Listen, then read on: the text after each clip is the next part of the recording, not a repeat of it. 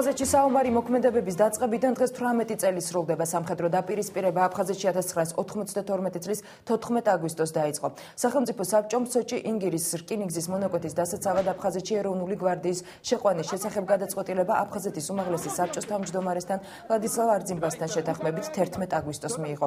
შეთანხმების მიუხედავად აფხაზურმა გვარდიამ საქართველოს ეროვნულ გვარდიას აფხაზეთის ტერიტორიაზე გადაადგილებისას წინააღმდეგობა ოჩამჩირისა და გულრიფშის რაიონებსა და ქალაქ სოხუმში გაუწია. რასაც აფხაზეთში საომარი მოქმედებების დაწყება მოჰყვა.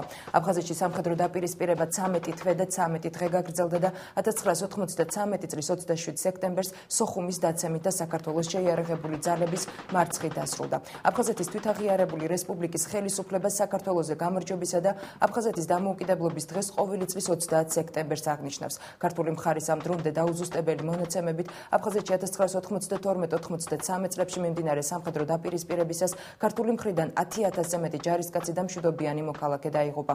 300,000 აფხაზეთიდან დევნილი ქართველი უსახლკარო დარჩა. აფხაზური მხარის მონაცემებით კი დაიღუპა 3,500 და დაიჭრა 2,000-მდე აფხაზი.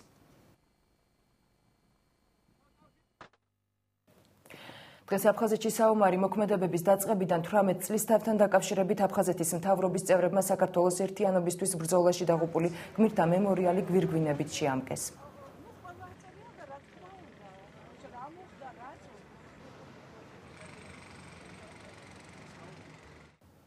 ამ თემასთან დაკავშირებით დეტალურად ჩვენი ჟურნალისტი ნანუკა იორდანაშვილი ისაუბრებს, რომელიც ადგილზე იმყოფება. ნანუკა, მოგესალმები და გისმენთ. აფხაზეთის კონფლიქტიდან 18 წელი შესრულდა. ამ დღესთან დაკავშირებით აფხაზეთის მთავრობის წევრებმა დღეს გმირთა მემორიალი გვირგვინებით შეამკეს. ისინი იხსენებენ 18 წლის წინანდელ მოვლენებს და ამბობენ, რომ ეს იყო რუსეთსა და საქართველოს შორის ომი. ისინი მოუწოდებენ დღევანდელ ხელისუფლებას არაფრით არ დაუშვას მსგავს პროვოკაციაში კიდევ ერთხელ ჩართვა. იმითაც იყო ძნელი ჩვენი ერისთვის და ჩვენი სახელმწიფოსთვის, რომ არ ვიცოდით ვის ვებრძოლით, რა ომი იყო ეს. რუსეთ-საქართველოს ომი თუ ეს ეთნო ომი, როგორც თავს მოგვახვია ჩვენმა ჩრდილო მეზობელმა. ერთ ბრძოლაში სოხუმის აღების მცდელობისას მარტში დაიღუპა ორი ჩემი მოგვარე. ერთი იყო ბარიკადების ერთ მხარეს, მეორე ბარიკადების მეორე მხარეს. ორივე გმირი იყო. აი, როგორ შეიძლება ეს ახსნა ადამიანმა, როდესაც ჩვენ ძმები ერთმანეთს ვესროდით. მე ვფიქრობ, რომ ის რაც მოხდა, ეს იყო წინასწარ დაგეგმილი, რა თქმა უნდა, ყველა ესე იგი მონაცემით, რაც უკვე შემდეგ გამოჩნდა, იმიტომ რომ საომარი მოქმედების დამთავრების შემდგომ დაიხვრიტა 6,000-მდე ადამიანი გალის რეგიონში, სადაც პრაქტიკულად ბრძოლები არ მიმდინარეობდა.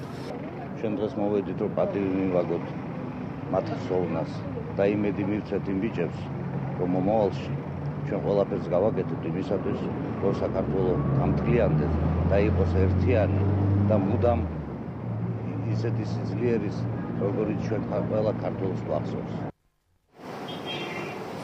დღეს გმირთა მემორიალთან შეკრებილი აფხაზეთის ომში მონაწილეთა ნაწილი და მათი ოჯახის წევრები ამბობენ, რომ ხელისუფლება მათ ყურადღებას არ აქცევს და მათთვის პრიორიტეტი ისევ და ისევ 2008 წლის რუსეთ-საქართველოს ომში დაღუპული მეომრებია. არ გამოუჭედია ჯერ მემესროლოს და მომკლას. მე სამშობლოს თუ შევეწირები, გმირი ვიქნები, ბიუს დამიდგამენ. დამარხველი აღარ ამყავს. არაფერი დახმარება არ არის ამ ბიჭებზე. არანაირად, როგორ შევარდნაძეს დროსა რო დაიღუპნენ, ეხლა რო დაიღუპნენ გმირები არიან და მაშინ რო დაიღუპნენ შევარდნაძეს მაინც ქონდა დახმარება. ყველაფერს არ გადასაც ვიხდიდი, არ ტელეფონსაც ვიხდიდი, არ ჩუქისას ვიხდიდი. არაფერს არ ვიხდიდი, ეხლა ყველაფერს ვიხდი, ყველანაირად. რატო? ერთადერთი შვილი მყავდა, დამარხველი აღარ ამყავს. მეომრებს უნდა პატივისცემა და ყველა უნდა მოვიხსენოთ. ისე არა, როგორც ეს ხელისუფლება აკეთებს, რომ მარტო 2008 წლის მეომრებს ვახსენებს. აგვისტოს ომიდან დღეს აფხაზეთში საომარი მოქმედებების დაწყებიდან დღეს ზუსტად 18 წელი შესრულდა. ეს დაპირისპირება ზუსტად 13 თვესა და 13 დღეს გაგრძელდა. დაუზუსტებელი მონაცემებით ქართული მხარიდან მას 100,000-ზე მეტი ჯარისკაცი და მშვიდობიანი მოქალაქე ემსხვერპლა. აფხაზეთის ომმა 300,000 ქართველი აფხაზეთიდან დევნილად აქცია.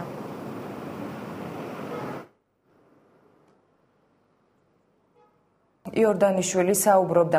შეგახსენებთ, დღეს აფხაზეთში საომარი მოქმედებების დაწყებიდან 18 წლის თავთან დაკავშირებით აფხაზეთის მთავრობის წევრებმა საქართველოს ერთიანობისთვის ბრძოლაში დაღუპული გმირთა მემორიალი გვირგვინით შეამკეს.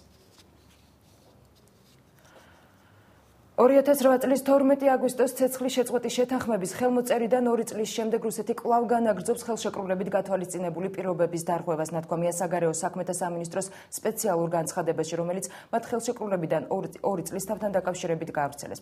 განცხადებაში ნათქვამია, რომ რუსეთის როგორც აგრესორისა და კონფლიქტის უშუალო მონაწილის არაკონსტრუქციული დამოკიდებულება ართულებს ჟენევის მოლაპარაკებათა ფარგლებში საქართველოსთან ძალის არ გამოყენების ხელშეკრულების დადებასთან დაკავშირებით პროგრესის მიღწევას. რუსეთის საოკუპაციო ძალები და უსაფრთხოების ფედერალური სამსახურის თანამშრომლები მუდმივად ბლოკავენ ცხინვალის რეგიონსა და მიმდებარე სოფლებში ჰუმანიტარული ტვირთის შეტანას. რუსეთი არათუ არასრულებს საერთაშორისო საზოგადოების წინაშე ნაკისრ ვალდებულებებს, არამედ განაგრძობს სამხედრო კონტინგენტის ზრდას საქართველოს ოკუპირებულ ტერიტორიაზე და აშენებს სამხედრო ბაზებს. საერთაშორისო სამართლის პრინციპებისა და ნორმების უხეში დარღვევით რუსეთის ფედერაციამ ცალმხრივად აღიარა საქართველოს რეგიონების აფხაზეთისა და სამხრეთ ოსეთის დამოუკიდებლობა. რუსეთის მიზანმიმართული არაკონსტრუქციული მიდგომა საფრთხეს 2008 წლის 8 სექტემბრის შეთანხმების საფუძველზე შექმნილი ჟენევის მოლაპარაკებათა ფორმატს და შეუძლებელს ხდის მის ფარგლებში კონკრეტული შედეგების მიღწევას, ნათქვამია საგარეო საქმეთა სამინისტროს სპეციალურ განცხადებაში.